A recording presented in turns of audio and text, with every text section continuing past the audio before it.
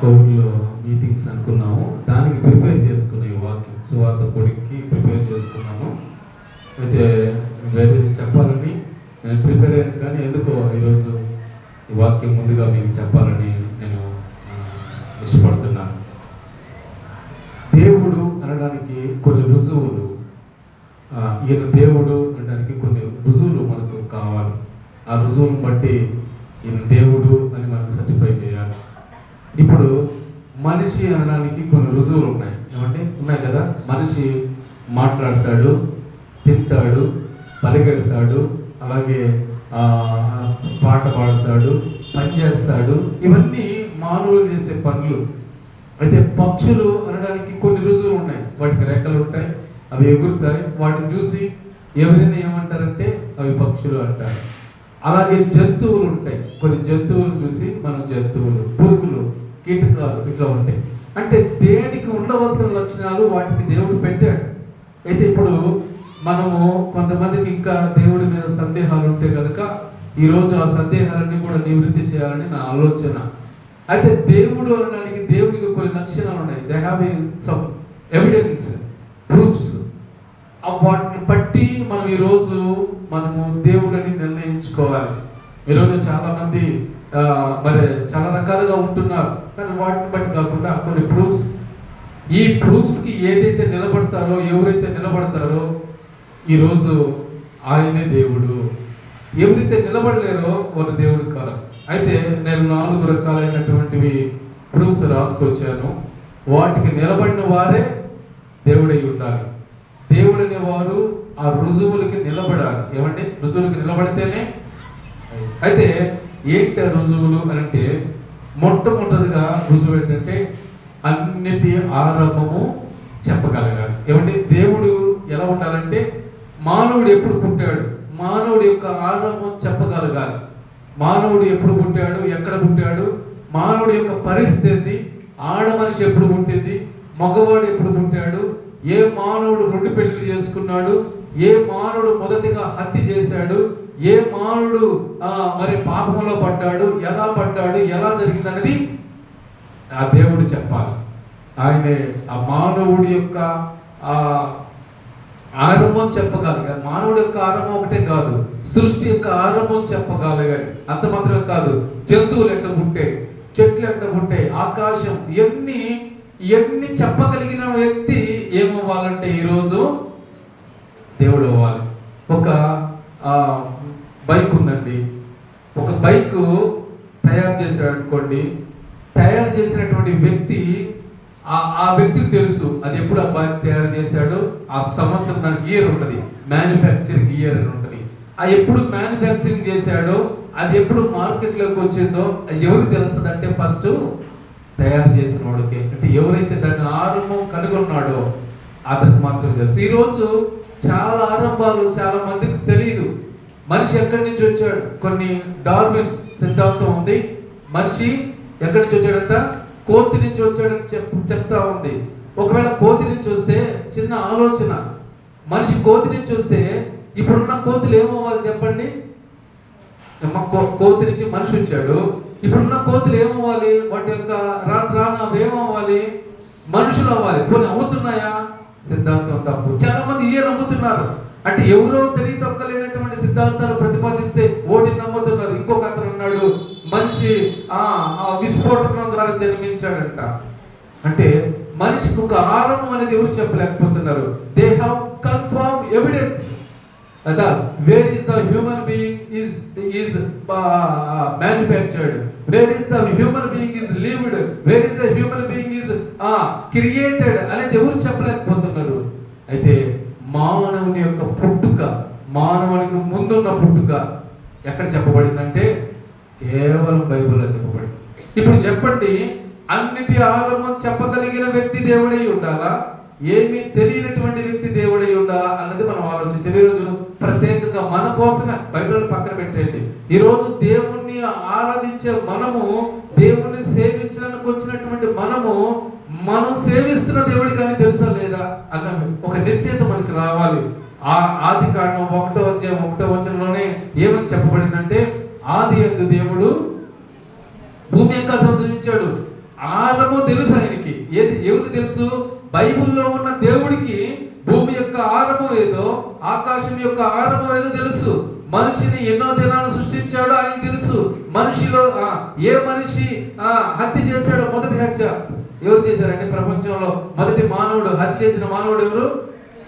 కయ్యను. ప్రపంచంలో ఎవరు చెప్పలేరు అన్నమాట. కేవలం ఎవరు చెప్పగలరంటే బైబిల్లో ఉన్నటువంటి దేవుడు ప్రత్యేకంగా రాయించాడు ఈ గ్రంథాన్ని. గ్రంథం చదివిన ప్రతి ఒక్కరు చెప్తారు మనిషి ఎలా పుట్టాడు, మనిషిలో నుంచి మరలా స్త్రీ ఎలా వచ్చింది. ఇదంతా ఒక ప్రత్యేకమైనటువంటి ఒక యథార్థమైనటువంటి జీవితం. ఈ జీవితాన్ని కలిగి ఉన్నటువంటి, ఈ జీవితాన్ని తయారు చేసినటువంటి దేవుడు వీటన్నిటికంటే ముందుగా ఉన్నాడు. యోహాను సువార్త 1:1 రాయబడింది, ఆయన లేకుండా ఏదియూ కలగలేదు. కలగటానికి మూలం ఆయనే. కలగటానికి మూలం ఆయనే. భూమిని తయారు చేయడానికి, భూమి ఎలా ఉందంటే ఏమంటే గుండ్రంగా ఉంది, బలపరుపుగా ఉంది. తన చుట్టూ తాను తిరుగుతూ మరలా ఎవరి చుట్టూ తిరుగుతుంది? సూర్యుని చుట్టూ తిరుగుతూ ఉంది. భూమి తన చుట్టూ తాను తిరుగుతూ సూర్యుని చుట్టూ తిరుగుతూ ఉంది. ఈ యొక్క గ్రహాల పరిమాణం మీకు తెలుసలేదో, దేవుడు చాలా భూలోకంలో చాలా గ్రహాలు ఉన్నాయి. క్షమించండి, అంతరిక్షంలో చాలా గ్రహాలు ఉన్నాయి. దేవుడు అన్ని గ్రహాలని పరిశీలన చేశాడు. పరిశీలన చేసి భూమిని ఏం చేశాడంటే, దానికి చూడండి 97వ కీర్తన అనుకుంటారు, ఒకసారి చూడండి. భూమికి ఏం వేసాడంటే,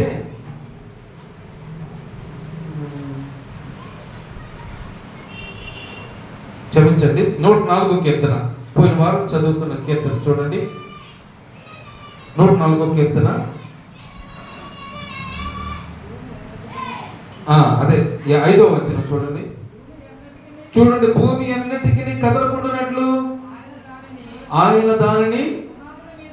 చూడండి, అంటే భూమి యొక్క పుట్టుక ఎవరికి తెలుసున్నారంటే, ఎవరైతే అన్నిటి ఆరంభం చెప్పగలిగిన దేవుడు ఉన్నాడు అని తెలుసుంటారు. అందుకనే భూమిని దేని మీద స్థిరపరిచాడో, భూమిని దేని విధంగా దాన్ని నిర్మించాడు. చాలా అంతరిక్ష గ్రహాలు ఉన్నాయి, అవేవి మనుషుడికి జీవించడానికి పనిచేయమని దేవుడు ఒక భూమిని ఎన్నుకొని దాని మీద మనిషిని చేశాడు. అంతకుముందు చాలా చేశాడు. చాలా చేసి ఒక దాంట్లో కెరూబులను పెట్టాడు, మరొక దాంట్లో మరొక సామ్రాజ్యంలో శరాపులను పెట్టాడు, మరొక దాంట్లో దేవదూతలను పెట్టాడు, మరొక దాంట్లో మరొక కొన్నిటిని పెట్టి అన్ని కూడా ఆరాధించడానికి దేవుడు ఏం చేశాడు, వాటిని నియమిస్తే వాటన్నిటి మీద లూసిఫర్ అనేటువంటి ఒక వ్యక్తిని పెట్టాడు, అధిపతిగా పెట్టాడు. వీడేం చేశాడంటే అందరిని పురమాయించుకొని సాతాను ఎక్కడి నుంచి వచ్చింది కూడా చెప్పాలి, అన్నిటి ఆరంభం చెప్పగలగాలి. వీడు అందరిని పురమాయించుకొని తన వైపు తిప్పుకొని ఏం చేశాడంటే దేవుని మీదే విరోధంగా లేచాడు. వాడిని యొక్క అనుచరులందరూ కూడా పడిపోయాడు. అది వేరే విషయం. ఇవన్నీ ఆరంభం చెప్పగలగాలి. భూమి యొక్క పునాదులు ఎప్పుడు స్థిరపరచబడ్డాయి, ఎలా నిలవబెట్టాడు, మనిషి ఎలా వచ్చాడు, మనిషి ఎలా పడిపోయాడు పాపంలో, మరలా మనిషిని రక్షించడానికి యేసు ప్రభు, ఇవన్నీ కూడా ఏ గ్రంథంలో రాయబడవు. ఎందుకంటే ఆ గ్రంథం యొక్క ఉనికి ఆ గ్రంథానికే తెలియదు. ఈరోజు బైబిల్ యొక్క ఉనికి ప్రపంచంలో ఇంకా బైబిల్ కొనసాగుతుంది.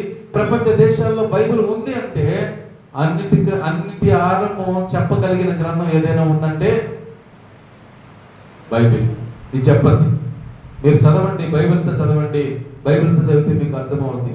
ఇవన్నీ కూడా సాతాను యొక్క పరిస్థితి యెషయా గ్రంథంలో రాయబడింది. అలాగే భూమి ముందు ఏముంది ఆదికాండంలో రాయబడింది.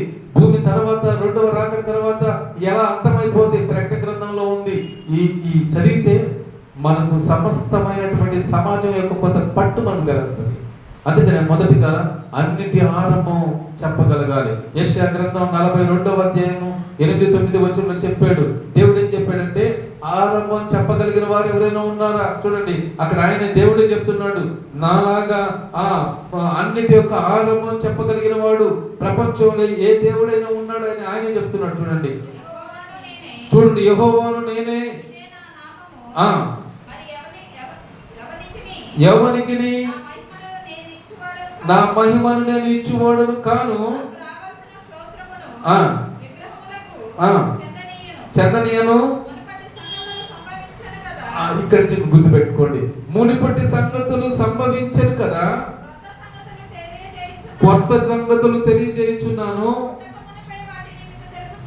ఎవరు పుట్టక మునిపే, భూమి పుట్టక ముందే ఏం జరిగిందో నేను మీకు తెలియజేస్తున్నాను ఈ గ్రంథం ద్వారా. ఈ గ్రంథం ద్వారా భూమి పుట్టక ముందు ఏం జరిగిందో దీంట్లో రాయబడి ఉంది. భూమి పుట్టిన తర్వాత ఏం జరిగిందో దీంట్లో రాయబడింది. భూమి అంతమైపోయేటప్పుడు ఏం జరుగుతుందో అదంతా కూడా ఇందులో రాయించాడు ఆయన. ఆయన చెప్తున్నాడు, ఎవరైనా ఉంటే ఛాలెంజ్ చేస్తున్నాడు ఆయన. ఎవరు ఉంటే చెప్పండి, అన్నిటి ఆరంభం చెప్పండి. అన్నిటి యొక్క origin, all things, the origin of all those things, అన్నిటి యొక్క ఆరంభం తెలిసి ఉండాలి. అన్నిటి యొక్క ఆరంభం తెలిసిన వారే ఈరోజు నిజమైన దేవుడై ఉండాలి. చాలా మందికి ఆరంభం తెలియదు. చాలా మందికి కొన్ని యొక్క మధ్యలోంచే. ఈరోజు ఆరంభం తెలిసిన వారు ఎవరు ఉన్నారని మనం చూసుకుంటే, మన చేతులు చూసుకుంటే, నేను కూడా రక్షించబడేటప్పుడు నేను కూడా ఏం చేశానంటే అసలు అన్నిటి ఆరంభం తెలవాలి మనకు. ఒకనేమో డార్విన్ సిద్ధాంతమేమో కోతి నుంచి, మనకుడు మరొక నుంచి పుట్టాడు మానవుడు అని చెప్తున్నాడు. కానీ అసలు మానవుని యొక్క జన్మ ఏంటి, what is the secret of human beings life అనేది మనం సెర్చ్ చేసుకుంటే మన జీవితంలో మనకి అర్థమవుతుంది ఏంటి మన పరిస్థితి.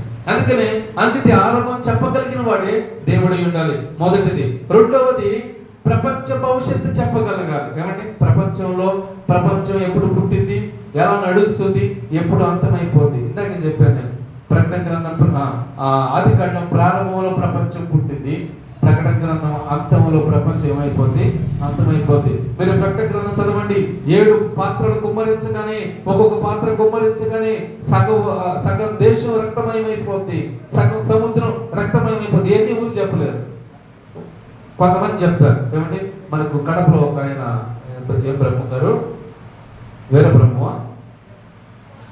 అమ్మా, సరే చెప్పలేకపోతుందా, వీర బ్రహ్మం గారు. ఆయన వీర బ్రహ్మం గారు కొన్ని చెప్పాడు. ఏం చెప్పాడు చెప్పండి? వేప చెట్టుకి పాలు వస్తాయి, మేకకి పంది పుడుతుంది, పందికి ఇంకోటి పుడుతుంది. ఈ చెప్పాడు. అంటే అగ్గిపెట్టిలో చీమలు పడతాయి, చీర పడుతుంది.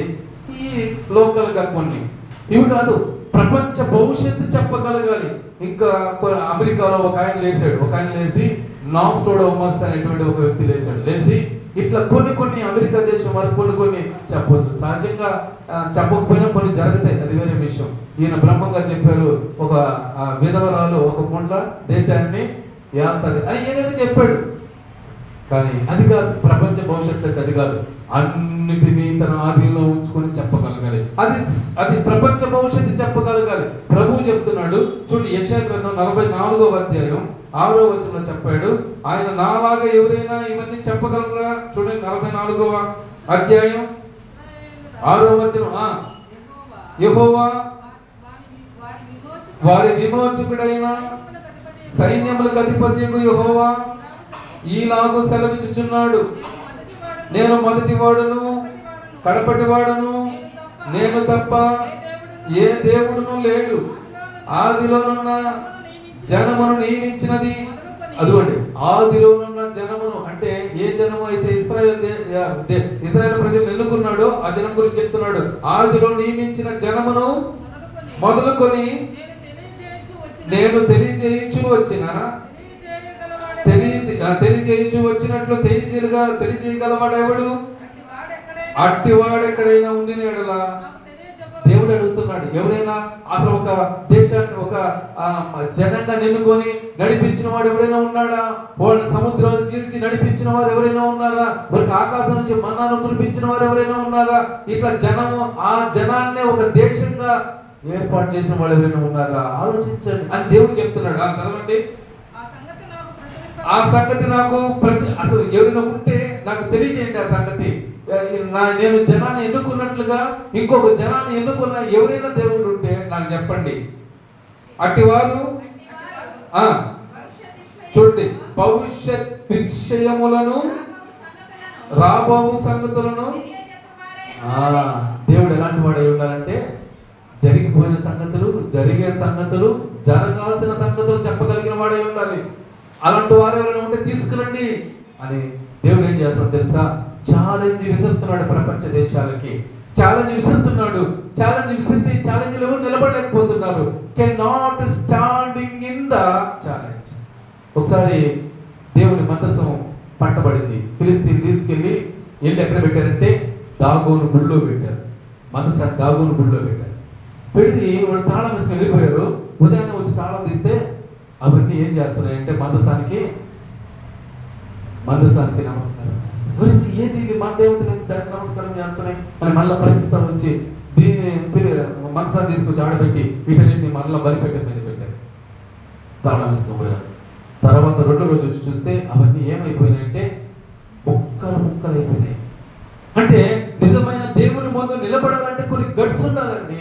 ఏమంటే హీరో ముందు నిలబడాలంటే విలన్కి ఏముండాలి? గట్స్ ఉండాలి, కొన్ని గట్స్ ఉండాలి. దేవుడు చెప్తున్నాడు, నాలాగా ఎవడైనా ఉన్నాడా? ప్రపంచాన్ని సృష్టించింది నేను, ప్రపంచంలో ఉన్నటువంటి వాటిని నిర్మించింది నేను.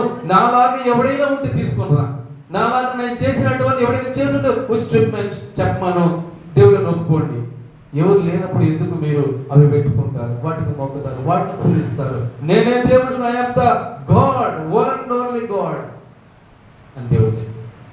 ప్రపంచ భవిష్యత్తు చెప్పగలరు. లేదు కొంత మాత్రం ఒక ప్రాంతంలో వేసి అది పుడుతుంది, ఇది పుడుతుంది, పాలు వస్తే అది కాదు. That is the non sense of everything. అది కాదు, ప్రపంచ భవిష్యత్తు చెప్పగలగాలి. ప్రకటన గ్రంథం చదవండి, ప్రపంచ భవిష్యత్తు ఏంటో తెలుస్తుంది.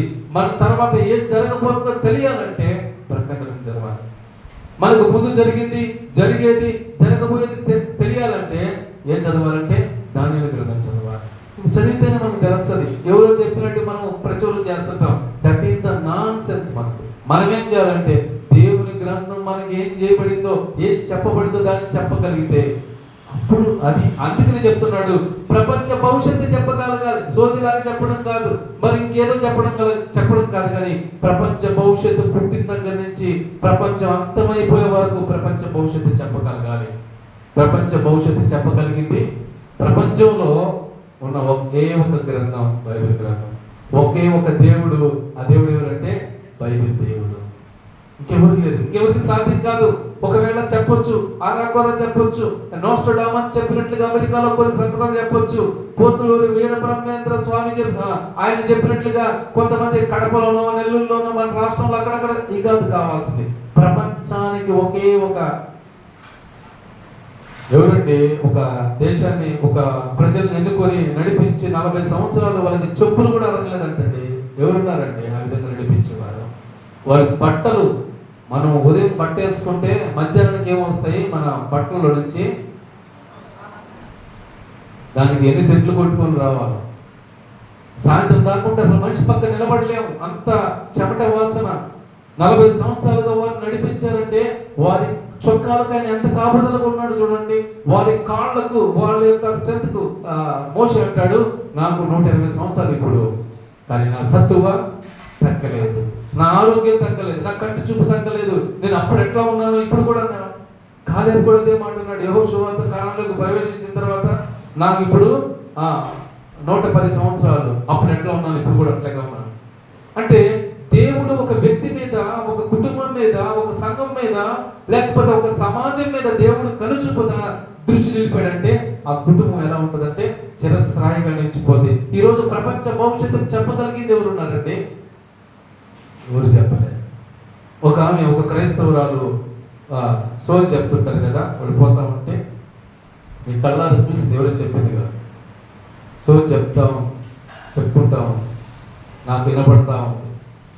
ఆమె చెప్తుంది, ఈ మూలున్నాడు, ఈ మూల నుంచి వస్తాడు, ఆ మూల నుంచి కుంటలు దొరుకుతాయి, ఈ మూల నుంచి ఇద్దరు దొరికే పని ఆమె తెచ్చుకోవచ్చు కదా, చెప్పే ఆమె తెచ్చుకోవచ్చు కదండి. ఎంత అసలు బుద్ధి లేని హీనత. ఇప్పుడు చెప్పే ఆమె మాటలు నమ్ముతున్నాం అంటే ఈ చెప్పే ఆమె చెప్పుకొని తెచ్చుకోవచ్చు కదా. ఇప్పుడు నేను సోచి చెప్తున్నాను అనుకోండి, వాళ్ళ చెప్పే బదులు నేను తెచ్చుకోవచ్చు కదా. నీకు తెచ్చుకోలేనప్పుడు అసలు ఎంత బుద్ధిహీనత ఇదంతా. వాళ్ళు సరే డబ్బుల కోసం చేస్తున్నారు, నువ్వు వాళ్ళ చేత చెప్పించుకునేది. వాళ్ళ దగ్గర గబ్బు, భయంకరమైన గబ్బు, స్నానమే చేయరు వాళ్ళు, నెల తరబడి చేయరు. ఎందుకంటే వాళ్ళకి లేదు, చేయడానికి, తినడానికి ఉండదు, తాగడానికి ఉండదు. ఒకవేళ వాళ్ళకే అంతుంటే వాళ్ళు తెచ్చుకొని సమృద్ధిగా చేసుకుంటారు కదా. వాడు వస్తుంటే నేను భయంకరమైన వాసన, ఆ మాట చెప్తుంటే నాకు భయంకరమైన వాసన. ఓడెట్ట బరాయించి చెప్పుకుంటున్నారు స్వామి అనుకున్నాను. మన జీవితాలు ఎంత దుర్మార్గ పరిస్థితులకు వెళ్ళిపోతాయండి. అలా చెప్పించుకుంది ఎవరో తెలుసా? క్రైస్తవులు. పుట్టినరోజుకి పాస్టర్ రావాలి, మా ఇంటి పక్కన కోవర్లు, మా ఇంటి పుట్టినరోజు పాస్టర్కి బాగా ఖర్చు పెడతారు డబ్బులు. అన్నిటికీ పాస్టర్ రావాలి. పాస్టర్ చెప్తా ఉంటాడు వాక్యం, మళ్ళీ వీళ్ళేం చేస్తుంటారు, సోదరి. ఎంత నాకు అసహ్యం అనిపిస్తుందంటే, మరి దేవుడు నమ్ముకున్న వారు ఇలా ఉంటే ఇంకా సామాన్యమైన ప్రజలు ఎలా ఉంటారు? అందుకనే ఈరోజు ప్రపంచ భవిష్యత్తును చెప్పగలిగిన వారు ఉండాలి. ఆయన ఎవరు చెప్పారంటే బైబిల్ చెప్పింది. ఈరోజు 20 రూపాయలకు 30 రూపాయలుగా చెప్పేవారు కాదు. వాళ్ళు చెప్పే పని వారి జీవితాన్ని వారే బాగు చేసుకుంటారు. అసలు శుభ్రంగా ఉంటారు కదా వాళ్ళు. అది కూడా తెలియని వాళ్ళ చేత మనం ఎందుకు చెప్పించుకోవాలి? ఎంత బుద్ధిహీనత మన జీవితంలో. ఏమండి, అట్లా ప్రపంచ భవిష్యత్తు చెప్పగలిగిన వారు ఎవరున్నారని ఈరోజు సెర్చ్ చేయాలి మనం. నేను చేశాను. అసలు ఎవరు, అన్నిటి ఆరంభం ఎక్కడుంది? నేను బైబిల్ తెలుసు కాబట్టి నాకు పక్కన తెలిసిపోయింది. రెండవదిగా ప్రపంచ భవిష్యత్తును చెప్పగలిగిన దేవుడు ఎవరున్నారంటే ప్రభు అయిన యేసు ప్రభు తప్ప ఇంకెవ్వరు లేరు. ఆయనే ప్రపంచ భవిష్యత్తు చెప్పగలిగిన వాడు. ప్రపంచం తర్వాత రెండవ రాకడలో రాగలిగిన వాడు. సంఘంగా మనల్ని ఎత్తుకొని పోగలిగిన వాడు ఎవరు లేరు. చిన్న కుమ్ములేస్తుంది 666 ముద్ర. ఇదిగో వాడు ఆ సంఘం ఎత్తపడిన తర్వాత మరలా వాడు కొంతమందిని సమకూర్చుకొని 10 రాజ్యాన్ని సమకూర్చుకొని వాడు అందరితో ఐక్యత చేసుకొని ఆ రాజ్యాన్ని పరిపాలన చేస్తాడు. సాతాను గురించి రాయబడింది. ఇవన్నీ తెలుసుకోవాలి మనం. ఎలా మన దేశం, ప్రపంచం ఎలా ముగిసిపోతుంది, మన జీవితం ఎలా ఉండబోతుంది అని మనం తెలుసుకోవాలి. ఈరోజు దేవుని యొక్క బిడ్డలారా, ప్రపంచ భవిష్యత్తు చెప్పగలిగిన వాడే నిజమైన దేవుడు. మూడవదిగా సర్వమత గ్రంథాలలో ఆయన గురించి రాయబడాలి. ఎవరి గురించి రాయబడాలి? ఎవరైతే నిజమైన దేవుడని చెప్పబడ్డాడో, ఎవరైతే నిజమైన దేవుడని ప్రపంచానికి తెలియాలో ఆ దేవుడి గురించి ఎక్కడ రాయాలంటే ప్రతి మత గ్రంథంలో రాయబడాలి. ఇస్లాం మతంలో యేసు ప్రభువుని గురించి రాయబడింది. ఏం పేరు తెలుసా? ఈసా సలాం అని రాయబడింది. ఆయన వస్తాడు, మరణిస్తాడు, రెండవ రాకడలో వస్తాడు, ప్రపంచాన్ని తీసుకెళ్తాడు. స్పష్టంగా రాయబడింది. చెప్పండి. బౌద్ధ మతంలో రాయబడింది, జైన మతంలో, పార్సీ మతంలో యేసు ప్రభు గురించి రాయబడింది. అలాగే యోధా మతంలో రాయబడింది. అలాగే సిక్కిజంలో రాయబడింది. అసలు హిందూ గ్రంథాల్లో అయితే లెక్కే లేదు. ఏమంటే అలా రాయబడింది. ఏం రాయబడింది అంటే పాపోహం పాపకర్మ పాప సంభవామి అని రాయబడింది. అంత మాత్రం కాదు, ఇంకా ఏం రాయబడిందంటే సర్వ పాప పరిహారం రక్త ప్రోక్షణ అవశ్యం తద్రక్తం పరమాత్మైన పుణ్యదాన బలియాన. అంటే ఇవన్నీ వేదాల్లో ఉన్నటువంటి శ్లోకాలన్నీ యేసు ప్రభువు గురించి చెప్తున్నాయి. ఎందుకంటే మనం ఇప్పుడు చెప్పుకున్నలా ఎవరైతే నిజమైన దేవుడు ఉంటాడో ఆయన గురించి ఎక్కడ రాయాలి? సర్వ మత గ్రంథాల్లో రాయాలి. ఒక మత బైబిల్లో రాసి వదిలేయకూడదు ఆయన్ని. సర్వ మత గ్రంథాలు మీరు చూడండి కావాలంటే. ఎందుకు పగడాల ప్రవీణ్ గారు అంత వాదిస్తున్నారు? ఎందుకు వాదించారంటే ప్రతి గ్రంథంలో యేసు ప్రభు గురించి, ఆయనే నిజమైన దేవుడు. తర్వాత గంటల ప్రకాష్ గారు ఎందుకు యేసు ప్రభు గురించి సువార్త చెప్పగలిగాడు, ఎందుకు అంత ధీమాగా ఉన్నాడంటే ప్రపంచ గ్రంథాలు ఎవరి గురించి రాయబడింది? యేసు ప్రభు గురించి. యేసు ప్రభు గురించి రాయబడింది. ఇంకే గ్రంథాల్లో ఎవరి గురించి లేదు. కొన్ని గ్రంథాల్లో అయితే వారి దేవుడి గురించి రాయలేదు. కొన్ని గ్రంథాల్లో సర్వ పాప పరిహారం, ప్రపంచ యొక్క పాపానికి పరిహారం ఎక్కడుందంటే పరిహారం జరగాలంటే ఏం చేయాలంటే రక్త ప్రోక్షణం అవశ్యం. రక్తము చిందించాల్సిందే. రక్త ప్రోక్షణం ఖచ్చితంగా రక్తం కానాల్సిందే. తద్రక్తం, ఆ రక్తం పరమాత్మ అయిన దేవునిదై ఉండాలి. ఆ రక్తం పుణ్యదాన బలియాగం. ఎవరో బలవంతంగా ప్రాణం తీస్తే కాదు, ఆయన దానంగా ఇచ్చేస్తున్నా అది దానంగా తనకు తానుగా మరణిస్తేనే దాని ద్వారా వచ్చేటువంటి పాపానికి నివృత్తి జరుగుతుంది. ఎక్కడుందంతా వేదాలు ఉపనిషత్తులన్నీ కూడా యేసు ప్రభు. అసలు ఇంకా చెప్పాలంటే ఒక మేకను తెచ్చి, గొర్రెను తెచ్చి దానికి పంచగాయాలు, ఓం పంచగాయ నమః అంటే పంచగాయాలు దానికి పెట్టాలి. ఓం మరియసుదాయ నమః. ఇవన్నీ ఎక్కడి నుంచి వచ్చినాయి? అన్ని వేదాలు, from the origin, from the God. దేవుని దగ్గర నుంచి అన్ని రాసుకున్నారు. కానీ ఈరోజు నిజమైన దేవుడు ఎవరో తెలిస్తే వాళ్ళ మనుగడ సాగదని ఈరోజు ఏం చేస్తున్నారంటే అన్ని కప్పెట్టి మసిపూసి మారాడు. ఈరోజు సర్వమత గ్రంథాల్లో ఎవరైతే నిజమైన దేవుడు అని చెప్పాలో ఆయన ఏం చేయాలంటే సర్వమత గ్రంథాల్లో రాయబడాలి ఆయన గురించి. ఈరోజు యేసు ప్రభు గురించి చాలా మంది అంటారు ఆ గ్రంథంలో యేసు ప్రభు మనకెందుకయ్యా, మన గ్రంథంలో పిచ్చోడా. ప్రవచనాలు ఇతర గ్రంథాల్లో కూడా యేసు ప్రభు పుడతాడని. ఇప్పుడు జ్ఞానులు ఎలా వచ్చారు? జ్ఞానులు ఏమన్నా క్రైస్తవులండి? యేసు ప్రభు దగ్గరికి బోళము, బంగారి, సాంబ్రాణి తెచ్చిన వాళ్ళు క్రైస్తవుల, కొన్ని యూదుల, వాళ్ళు ఎవరో తూర్పు దేశ జ్ఞానులు. వాళ్ళు ఎక్కడి నుంచి చూశారు యేసు ప్రభు పుట్టాడు? ఎక్కడ చూశారు వాళ్ళు? బైబిల్లో చూసారా? ఏమంటే అసలు బైబిల్ ఉందా? ఆ టైంలో గ్రంథాలు లేవు, ఆ చుట్టలు లేవు, ఎక్కడ లేవు. వాళ్ళు ఎలా చూశారంటే వాళ్ళ గ్రంథాల్లో రాయబడింది. ఏం రాయబడిందంటే ఫలానా ఒక ఆయన పుడతాడు, ఆయన పుడితే ఏమొస్తుంది తెలుసా? ఒక నక్షత్రం వస్తుంది. ఆయన పుడితే ఒక నక్షత్రం వెంటనే పుడుతుంది. ఆయన తూర్పు దేశంలో ఒక దగ్గర పుడతాడు, ప్రపంచానికి మధ్య భాగంలో పుడతాడు. అక్కడి నుంచి ఆయన సువార్త ప్రారంభిస్తాడు, అక్కడి నుంచి ఆయన దైవత్వాన్ని వెల్లడి చేస్తాడని ప్రతి గ్రంథంలో రాయబడింది. ఒకవేళ గ్రంథంలో రాయబడితే వాళ్ళు ఎక్కడ వస్తారండి? రాయబడకపోతే ఆ జ్ఞానం ఎలా వస్తారు? ఒక దేశం నుంచి కదా వచ్చింది. బైబిల్ చెప్తుంది అక్కడ చాలా మంది ముగ్గురు జ్ఞానం అంటారు. ముగ్గురు కాదు, 20 మంది జ్ఞానులు వచ్చింది. ఏమంటే వాళ్ళు సమర్పించింది ముగ్గురే, కానీ అన్ని దేశాల నుంచి, అన్ని ప్రాంతాల నుంచి జ్ఞానులు చాలా మంది ప్రయాణం చేసి వస్తారు. చాలా దేశాలు ప్రయాణం చేసి వస్తారు. చాలా ఇంచుమించు 2 సంవత్సరాలకు ముందే వారికి తెలియజేయబడుతుంది. వారు నడుచుకుని 2 సంవత్సరాల తర్వాత యేసు ప్రభు పుట్టే సమయానికి వారు వస్తారు. మీరు యూట్యూబ్లో జ్ఞానుల యొక్క వివరణ గురించి నేను రాయబడింది, ఒకసారి మీరు చూడండి, క్లియర్గా దాంట్లో రాయబడుతుంది. 2 సంవత్సరాల పూర్వమే వారు ఆ గ్రంథాన్ని చదివి దాని ఆ చుక్క 2 సంవత్సరాల క్రితమే పుడుతుంది. ఆ చుక్కను వెంబడించి రావడానికి 2 సంవత్సరాల కాలం పడుతుంది యేసు ప్రభువుని చేరుకోవడానికి. చాలా మంది వస్తారు, కానీ వాళ్ళు సమర్పించింది యేసు ప్రభువుకు సమర్పించింది ముగ్గురే. అంటే వాళ్ళకి ఎలా తెలిసింది? 20 మందికి ఎలా తెలిసింది? యేసు ప్రభు గురించి ఎలా తెలిసిందంటే, పోనీ వారు ఏమైనా బైబిల్ చదివారా, లేకపోతే ఏదైనా గ్రంథాలు చుట్టం తీసుకొని చదివారా? ఎక్కడ తెలిసింది వారికి? Where is the intimate from the beginning అంటే వాళ్ళ మత గ్రంథాల్లో రాయబడింది. అందుని బట్టి వారు క్యాచ్ చేయగలిగారు. లేకపోతే లేదు, చాలా మంది అంటారు ఆ గ్రంథాలతో మనకేం పని ఉంది? పని ఉంది. అసలు ఎవరు తెలాలంటే తర్కంగా నిలబడాలి కదా. ఏమంటే బైబిల్ నువ్వు ఏ తర్కం అన్నా చెయ్యి, ఇది నిలబడదు. ప్రపంచంలోకి ఏది నిలబడదు. అంటే ఈరోజు మనం ఏం చేయబడాలంటే సర్వమత గ్రంథాలలో రాయబడినటువంటి ఒక ఆ దేవుణ్ణి ఆరాధించాలి. ఈ జ్ఞానులు ఏ గ్రంథాలు, ఏ మతానికి చెందిన వారు ఆ గ్రంథంలో రాయబడింది కాబట్టి వాళ్ళు ఎదుర్కొంటే దేవుని దగ్గరికి వచ్చారు. ఇప్పుడు మూడవదిగా ఏం చేయబడాలంటే సర్వమత గ్రంథాలలో ఎవరైతే నిజమైన దేవుడో ఆయన గురించి రాయబడాలి, ఆయన గురించి మనం తెలుసుకోవాలి. నాలుగవదిగా చూడండి, ఆ వ్యక్తి అంటే ఎవరైతే నిజమైన దేవుడు ఉన్నారో ఆ నిజమైన దేవుడు యజ్ఞ పశువుగా, ఇందాక చదువుకున్నాం కదా, ఒక పొట్టేలు తీసుకొస్తారు. ఒక పొట్టేలు తీసుకొచ్చి దానికి 5 గాయాలు పెడతారు. 5 గాయాలు పెట్టిన తర్వాత దాని ప్రక్కలో బళ్ళతో పొడస్తారు, కత్తితో పొడస్తారు.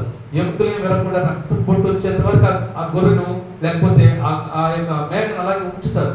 అదంతా కారిపోయిన తర్వాత వారు ఏం చేస్తారంటే దాన్ని తీసుకొచ్చి మరి పూజ చేస్తారు. అంటే ఒక యజ్ఞ పశువుకి సాదృశ్యంగా అదే దేవుడు రావాలి, అదే స్వభావం ధరించుకోవాలి. వీళ్ళు ఏ విధంగా చేశారో ఆ విధంగా ఆయనకి చేయబడాలి. ఆయన నిజమైన దేవుడు అని ప్రపంచం తెలుసుకోవాలి. ఎవరు చేశారు? లేఖనాలు తిరిగేస్తే ఎక్కడ లేదు. ఎవరో వచ్చారు. ఒకసారి నేను సువార్త చేస్తున్నానండి. సువార్త చేస్తా, ఒక ఆయన నెల్లూరులో సువార్త చేస్తా ఉంటే ఒక ఆయన కరపత్రిక తీసుకొని ఏది ఇది అన్నాడు. యేసు ప్రభు గురించి సువార్త. ఆయన అన్నాడు, యేసు ప్రభు ఎక్కడ పుట్టాడో తెలుసండి. పరిశుద్ధాత్మ దేవుని ద్వారా కన్య మరియ గర్భం నుంచి యేసు ప్రభు పుట్టాడు. ఆయన అన్నాడు, పురుషుని ప్రమేయం లేకుండా మనిషి ఎక్కడ పుడతాడరా? నీకేమన్నా జ్ఞానం ఉందా? పో, నమ్మాక వెళ్ళిపో అన్నాడు. సరేనండి, వెళ్ళిపోతాను. అది చిన్న ప్రశ్న వేస్తాను, నాకు సమాధానం చెప్పాను. కర్ణుడు ఎలా పుట్టాడు? కర్ణుడు మనకు తెలుసు కదా, ఎట్లా పుట్టాడంటే కర్ణుడు చెవుల్లోంచి పుట్టాడు. కర్ణుడు ఎలా పుట్టాడు? కర్ణుడు చెవుల్లోంచి పుడితే గర్భసంచి ఎక్కడ ఉండాలి అప్పుడు? ఏమండి, ఇక్కడ నుంచి కర్ణుడు పుడితే గర్భసంచి ఇక్కడ ఉండాలి. అంటే ఇప్పుడు గర్భసంచి ఏడుంటే తల ఏమైపోద్ది? అంటే ఇది నీకు నమ్మకం బాగుందా? దేవుని ద్వారా పుట్టింది, ఆ పరిశుద్ధాత్మ దేవుని ద్వారా పుట్టింది, నీకు నమ్మకం కుదరలా? ఇక్కడ చెవులోంచి పుట్టినాడు నీకు బాగుందా? తెలియదు. అంటే చాలా మంది మనుషుని కించపరచాలని ఏదో చేయాలని వస్తాడు. మరి దారుణం ఏంటంటే ఒక ఆయన పైన పోతా ఉంటే ఆ చెమట గారు నీటిలో పడుతుంది. ఆ చెమట చేప మిగితే ఒక ఆయన ఎంత దరిద్రమైనటువంటి వీటిని పట్టుకునేమో నమ్ముతున్నారా? సత్యాన్ని ప్రకటించే బైబిల్ ఏమో ఏమండి ఏమైపోతుంది? ఈరోజు నిర్వహించబడుతుంది. ఈరోజు నిజంగా ఆ నిజమైన దేవుడు ఎలా ఉండాలంటే ఆ యజ్ఞ పశువుగా బలి చేయబడే మానవులందరి వరకు రక్తం చెందించాలి. ఇదే చెప్పాను కదా, పాప పరిహారం, రక్త ప్రోక్షణ అవశ్యం, ప్రత్యక్షమైన పరమాత్మైన పుణ్యదాన మర్యాదగా ఇవ్వబడాలి. ఈరోజు ఎవరున్నారు అని సెర్చ్ చేస్తే బైబిల్ నొక్కి పనిస్తుంది. బైబిలే కాదు, వేదాలు, మత గ్రంథాలు అన్నీ కూడా యేసు ప్రభువే దేవుడని ఆ గ్రంథాలన్నీ ఆయన వైపు చూపిస్తుంటే మనమేమో ఆయన వైపు చూపించే గ్రంథాలన్నీ తీపేసుకొని వాళ్ళ వైపు చూపించుకుంటాం. ఈరోజు గ్రంథాలన్నీ కూడా ఎవరి వైపు చూపిస్తాయంటే ఆయన దేవుడు. చాలా మంది తీపేసి ఈరోజు మనం సెర్చ్ చేసుకోవాలా. యజ్ఞ పశువుగా మరణించింది, యజ్ఞ బలి పశువుగా మరణించింది ప్రపంచంలో యేసు ప్రభు తప్ప మరొకరు లేదు. ఆఖరిగా ఎవరు లేని 5వదిగా ఎవరు లేని కార్యాలు ఆయన చేస్తున్నారు. ప్రపంచంలో ఎవరైనా చేస్తున్నారా? సముద్రాన్ని ఎవరైనా చేయించారండి? ఏ దాంట్లో కూడా సముద్రాన్ని అసలు ఆయన చచ్చిపోయిన లేదు. ఇంక సముద్రాన్ని ఎలా చేస్తారు?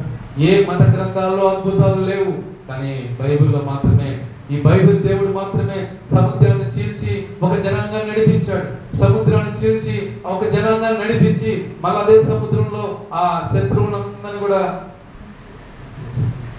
ఆకాశంలో మన్నా కురిపించాడు. బండ నుండి నీళ్ళేనండి వచ్చేది. హాగరు పోయి ఇష్మాయిల్ పక్కన వేసి ఏడస్తా ఉంటే ఇష్మాయిల్ నీటి మూట కనపడుతుంది. దేవునితో చెప్తే ఇష్మాయిల్ తీయగానే భూమిలోంచి నీళ్లు రావడం, పంపులు వేస్తే నీళ్లు రావడం, బోరింగ్ వేస్తే ఒక చోట 100 అడుగులు వేస్తే నీళ్లు పడడం, ఏమీ లేకుండా నేను పెట్టినట్టు తీయగానే నీళ్లు రావడం ఏంటి? ఎంత ఆశ్చర్యకరమైనటువంటి సంగతులు! అంత మాత్రం కాదు, ఆయన భూలోకంలోకి వచ్చిన తర్వాత యాయీరు కుమారుని చచ్చిపోయిన వారిని బాగు చేశాడు. రక్తస్రావం కలిగినటువంటి స్త్రీని అసలు ఎంత అద్భుతమైన లాజరు 4 రోజులు ఏమంటే సమాధిలో ఉండి మురిగిపోయాడు. వాసన కుళ్ళు కంపు కట్టే వ్యక్తిని అనగానే ఒక్క మాటతో లేచి పేద వస్త్రాలతో కూడినటువంటి లాజరు రావడం అంటే ఎవరు చేయగలరు? ఈ అద్భుతంలో ఎవరు చూపించగలరు ప్రపంచానికి ఈ అద్భుతాలు? అంటే ఒకే ఒక ఆయన చూపించారు. Is the one and only God. ఆయన యేసు ప్రభు. ఈరోజు ఆయన యందు నమ్మిక ఉంచితే, ఆయన యందు పరిపూర్ణమైన విశ్వాసం ఉంచితే, ఆయనే దేవుడిగా మన హృదయంలో ఎవరో చెప్పారో ఎవరు చేసేది కాదు, నీ అంతటి నీవే వీటిని సెర్చ్ చేసి వాటిని గనుక నీ హృదయంలో భద్రపరచుకుంటే ఈరోజు మనకు ఈయన యేసు ప్రభు అని ఒక రుజువు ఉన్నారు.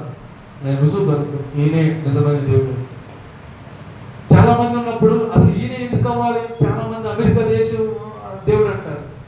అసలు మన దేశానికి సువార్త వచ్చినప్పుడు అమెరికా దేశమే లేదు అసలు ప్రపంచ పటం. మనకు క్రీస్తు శకం 48లో సువార్త వస్తే, 48, 58 మధ్యలో సువార్త వస్తే అసలు అమెరికా దేశమే లేదు. అప్పుడు అమెరికా దేశం ఎప్పుడు ఏర్పడిందో తెలుసా? 1825 అనుకుంటా. మొన్న 1825, 19, 2000 కదా, 2000 ముందు 1900, అంతకుముందు 1800 అప్పుడు ఏర్పడింది అమెరికా దేశం. 250 సంవత్సరాల క్రితం ఏర్పడిన దేశాన్ని దేవుడు యేసు ప్రభు దేవుడు అంటే మనకు క్రీస్తుకు శకం 48, 50లో యేసు ప్రభు జీవించిన తర్వాత కాలంలోనే మనకు సువార్త వచ్చింది. అసలు క్రైస్తవ దేశం అంటే ముందు ఏం చెప్పాలో తెలుసా? ఏం చెప్పాలి చెప్పండి? భారతదేశం చెప్పాలి.